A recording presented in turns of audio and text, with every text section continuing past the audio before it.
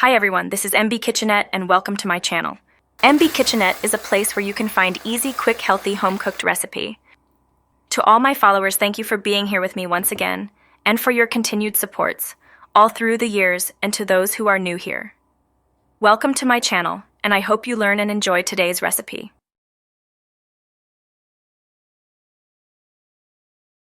Today I will share to you on how to make a very simple yet nutritious and delicious pasta recipe.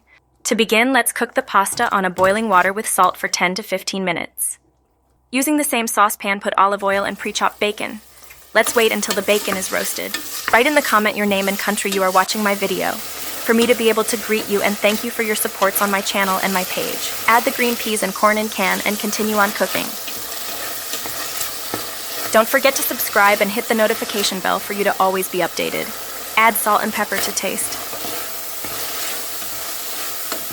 Then add the pasta. You can always use any pasta you like. If you are looking for more pasta recipe, then check them on my playlist. I got a lot of pasta recipe to offer for you. Add 1 pack of 200 milliliter of creamier. If you like your pasta more saucy, then add 2 packs of creamier.